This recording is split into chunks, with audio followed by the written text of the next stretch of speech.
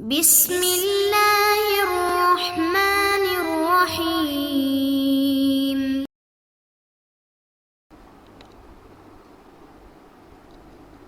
اعوذ باللہ من الشیطان الرجیم، بسم اللہ الرحمن الرحیم، الحمد للہ رب العالمین، والصلاة والسلام علی سیدنا و حبیبنا محمد و آلہ الطیبین الطاہرین۔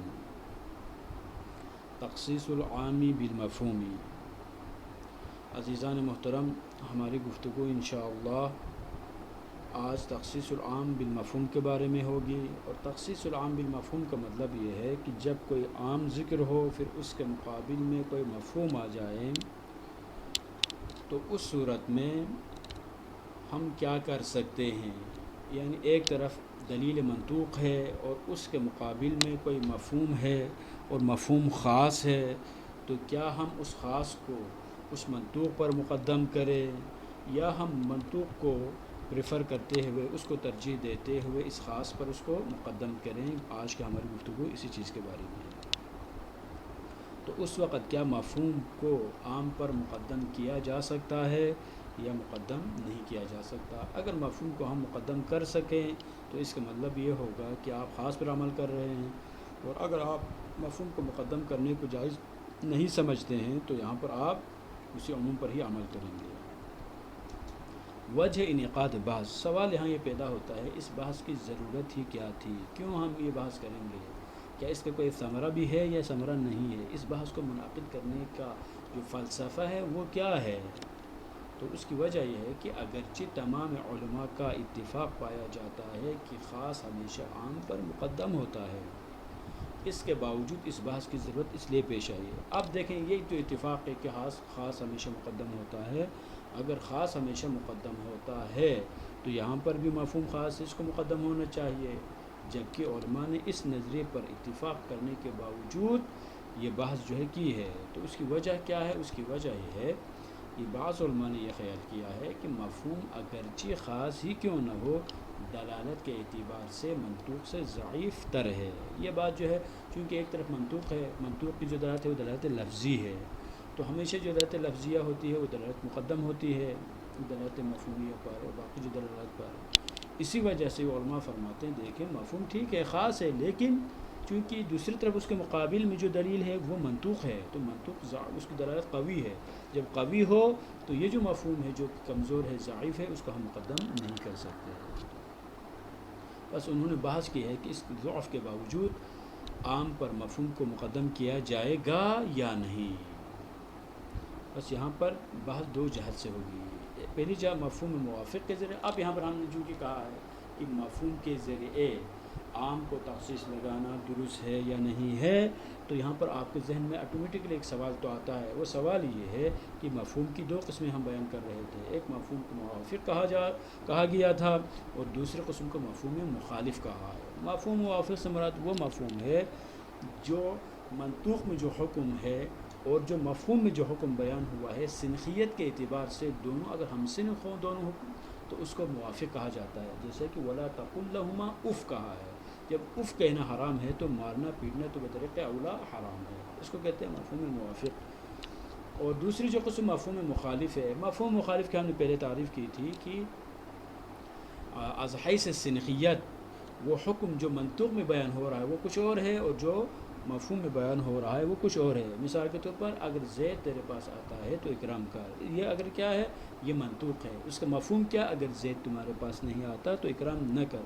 تو ایک میں حکم کا وجود اور دوسرے میں اسی حکم کا عدم ہے، اس کو کہتے ہیں مفہوم مخالف۔ اب یہاں پر جو سوال ہے وہ سوال یہ ہے کہ ہم مفہوم موافق اگر وہ خاص ہو تو عام کی ہم اس کے ذریعے تخصیص لگا سکتے نہیں لگا سکتے، اور اسی طرح سے اگر مفہوم مخالف ہو تو تخصیص لگانا جائز ہے یا جائز نہیں ہے۔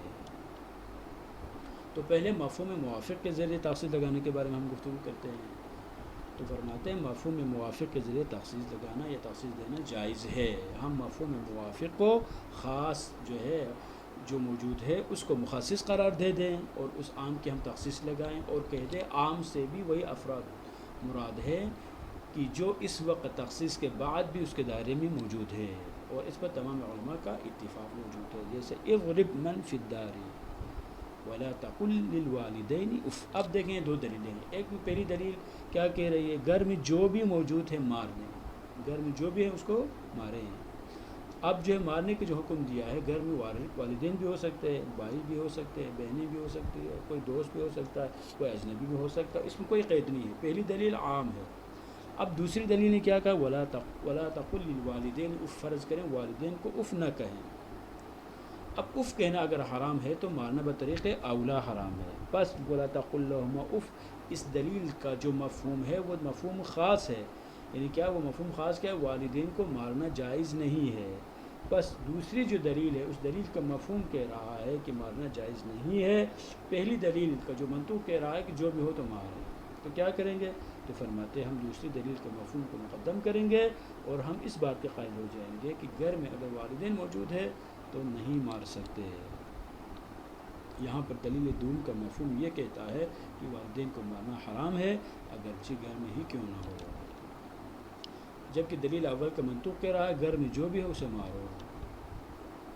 بس ان دونوں میں تعارض ہے اور مفہوم خاص ہے جبکہ منطوق عام ہے.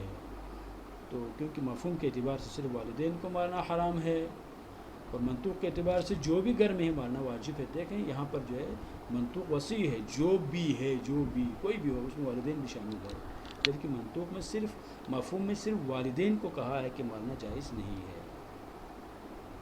یہاں پر سبھی علماء کا اتفاق ہے کہ تخصیص درست ہے اور والدین کو مارنا حرام ہے.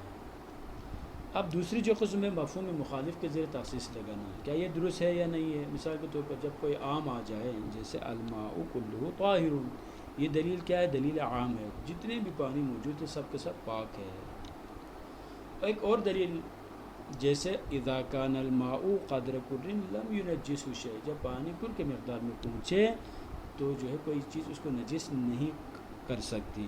تو اب دیکھیں یہاں پر اس دوسری دلیل کا مفہوم کیا ہے؟ مفہوم یہ ہے کہ اگر پانی کل کے مقدار میں نہ ہو تو ملاقات نجاست کے وجہ سے، ملاقات بنجاست کی وجہ سے وہ پانی نجس ہو جاتا ہے. بس اس دوسری دلیل کا مفہوم خاص ہے، وہ کہہ رہا ہے کہ ملاقات نجاست کی وجہ سے پانی نجس ہو جاتا ہے چونکہ کل کی مقدار میں نہیں ہے. جبکہ پہلی دلیل الماء کلہ طاہر کے مطابق ہر پانی پاک ہے، چاہے کوئی نجاست اس سے آ کے ملے یا نہ ملے. دوسری دلیل کے مطابق اگر پانی کل کی مقدار میں نہ ہو ملاقات با نجاست کی وجہ سے نجس ہو جاتا ہے، جبکہ پہلی دلیل کے مطابق نجس نہیں ہوگا. جواب، اب ہم کیا کریں؟ رائے حل ہمارے پاس کیا ہے؟ تو فرماتے ہیں اس مسئلے میں مختلف اقوال موجود ہیں، یعنی کوئی ایک نظریہ نہیں ہے بلکہ مختلف علماء نے اپنا اپنا جو ہے نقطہ نظر پیش کیا ہے کہ ان سب کو اگر ہم بیان کرنا شروع کر دیں گے، بعض لوگ کہتے ہیں کیا کہتے ہیں جی ہم جو ہے مفہوم مخالف میں بھی چونکہ مفہوم خاص ہے اس وجہ سے خاص کو اہمیت دیتے ہوئے اس کو مقدم کریں گے. بعض لوگوں نے کہا نہیں ہم منطوق کو پریفر کریں گے چونکہ منطوق جو ہے وہ دلالت لفظیہ ہے. یہاں پر مشکل یہی ہے، مشکل کیا ہے؟ مشکل یہی ہے کہ ان میں سے ہر ایک میں ایک پلس پوائنٹ موجود ہے اور ساتھ ساتھ ان میں ایک مسئلہ بھی موجود ہے. منطوق میں پلس پوائنٹ یہ ہے کہ اس کی دلالت لفظی ہے، لیکن کمزوری اس میں کیا ہے؟ اس میں جو ضعف ہے وہ یہ ہے کہ وہ عام ہے، عام ہونا اس کی کمزوری ہے، لیکن دلالت جو ہے لفظیہ ہونا اس کے لیے ایک پلس پوائنٹ ہے. بس اس اعتبار سے اس میں ایک جو ہے مزیت موجود ہے. اسی طرح سے جو مفہوم ہے اس میں بھی ایک خصوصیت موجود ہے. وہ خصوصیت کیا ہے؟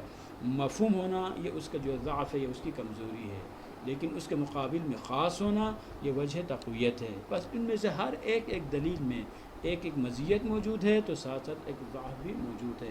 اسی وجہ سے کوئی جو ہے مفہوم کو مقدم کر رہے ہیں تو کوئی منطوق کو مقدم کرتے ہیں. لیکن صاحب کتاب فرماتے ہیں کہ ان سب کو بیان کرنے کے مقام نہیں ہے. اتنے سارے اقوال موجود ہیں چونکہ یہ کتاب الموجز ہے، مختصر کتاب ہے، اس میں سے صرف اہم چیزوں کو بیان کرنا ضروری ہے. اتنے سارے اقوال بیان ہم نہیں کر سکتے. انشاءاللہ دراسات علیہ میں تفصیلی گفتگو کی جائے گی. جو اصول کی جو تفصیلی کتب ہے مثلا اصول فقہ ہے، اسی طرح سے مثلا کفایہ ہے اور اسی طرح سے باقی جو اصول فقہ کی کتابیں ان میں انشاءاللہ تفصیلی گفتگو ہوگی. لیکن یہ کتاب موجز ہے تو اس میں اتنی گنجائش نہیں ہے.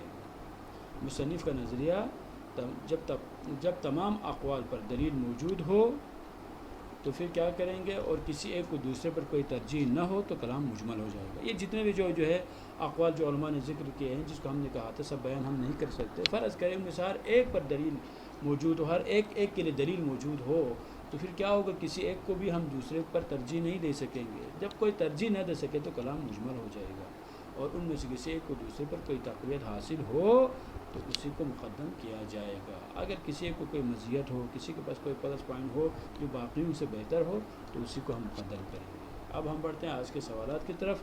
پہلا سوال یہ ہے، کیا عام کو مفہوم کے ذریعے تخصیص لگائی جا سکتی ہے یا نہیں؟ مفہوم موافق اور مفہوم مخالف کی وضاحت کرے، اور تیسرا سوال یہ ہے کہ مصنف کا نظریہ و دلیل بیان کرے۔ السلام علیکم ورحمۃ اللہ وبرکاتہ۔